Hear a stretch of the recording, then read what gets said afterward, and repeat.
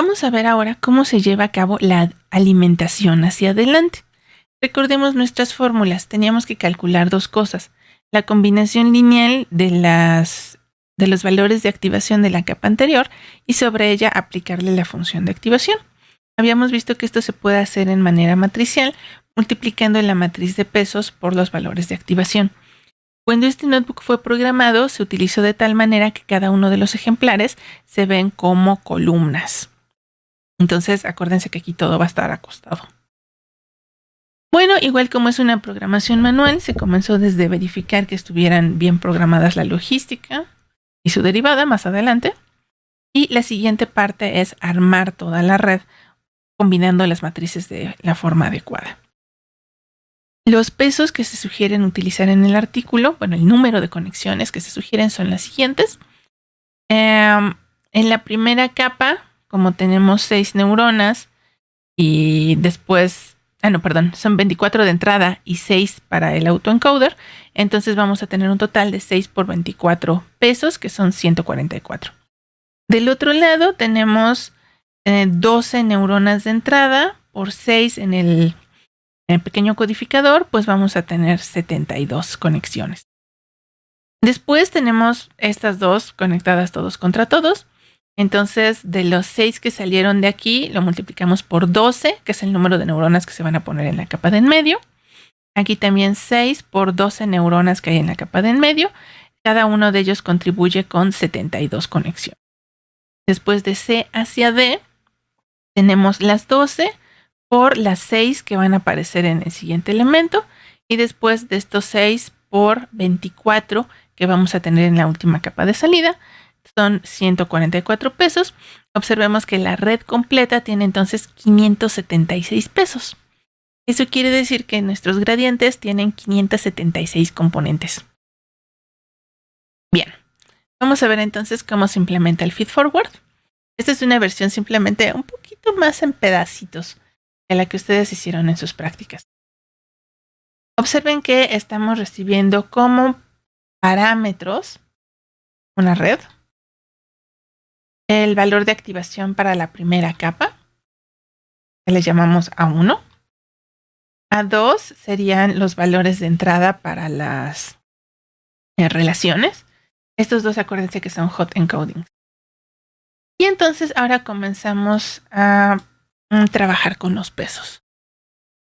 Ahora observen aquí un pequeño truco. Pareciera que estamos definiendo un método normal de Python, y de hecho lo es, pero curiosamente le pusimos aquí un atributo que se llama self. O sea que al rato se lo vamos a pegar a una clase.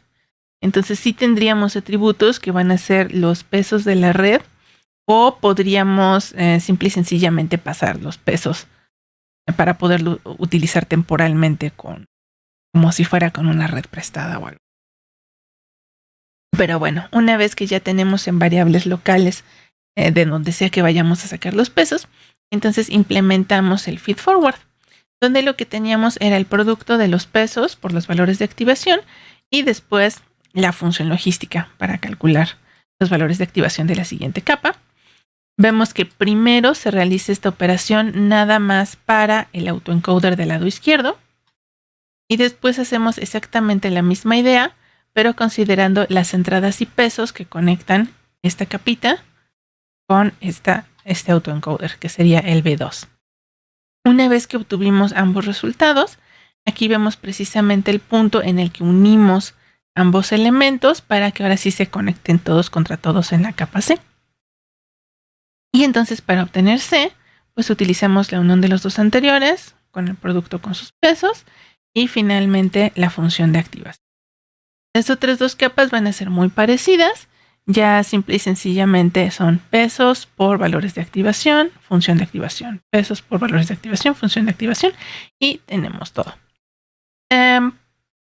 Porque de repente lo vamos a necesitar en propagación hacia atrás, estamos guardando todos estos valores en variables del objeto C.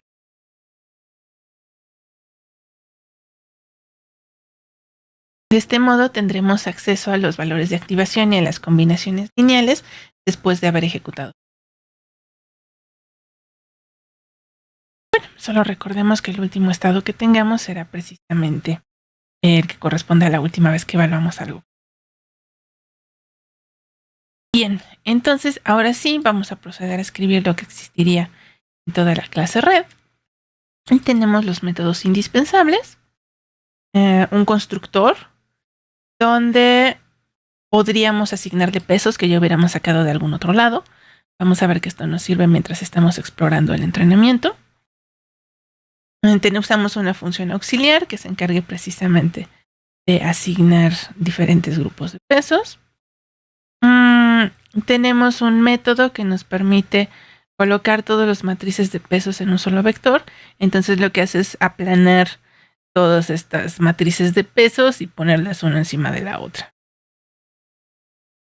Esta es una forma de tener los parámetros del algoritmo de entrenamiento como un vector.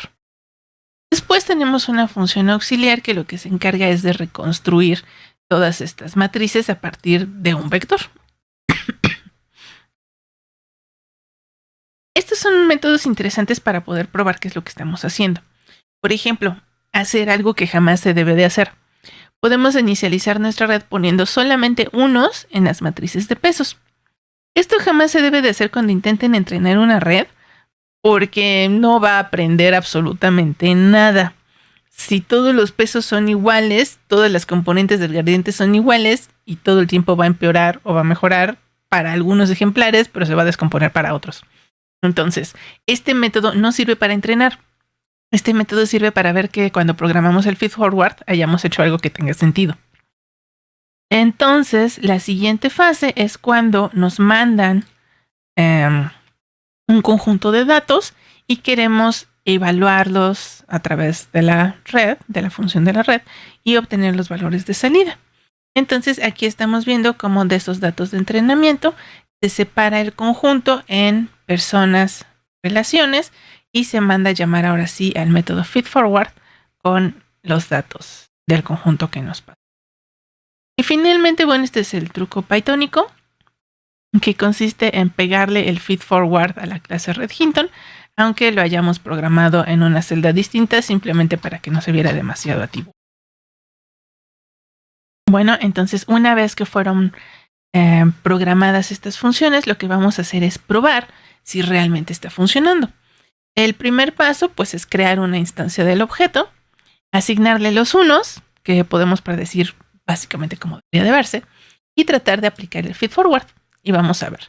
Lo primero que debería de suceder es que aquí no salgan excepciones, como efectivamente nos indica el hecho de que esta celda está bien, pero eso no significa que haya hecho algo que tenga sentido. Necesitamos visualizar qué es lo que pasó con la red. Algunos son muy buenos imprimiendo los numeritos. Personalmente yo prefiero las ilustraciones. Y esto es lo que hacemos con una función auxiliar que permite graficar lo que está sucediendo. Esa está en otro archivo porque consume demasiado. Es Matplotlib, básicamente. Bien. La parte más importante en realidad es el hecho de que vamos a poder ver lo que estamos haciendo. En la parte de abajo de esta gráfica podemos ver a las personas, podemos ver las relaciones y tenemos un código de colores. Observemos que los colores azules indican ceros. Aquí está el azul más claro precisamente porque en el one-hot encoding, pues todos estos son valores 0. El único que vale 1 es la persona o la relación por la cual estamos preguntando, y eso es lo que va a aparecer aquí en color. A partir de aquí, vamos a empezar a calcular las combinaciones lineales para alimentar a las siguientes capas. Observen que como comenzamos precisamente con una matriz de unos, pues todo esto se ve uniforme, no tiene manera de distinguir la contribución de Lucía para cualquiera de las neuronas, todas se ven idénticas. Bueno, para un entrenamiento esto significa que jamás aprendería nada, pero para verificar que nuestro feedforward tiene sentido, pues es bastante bueno.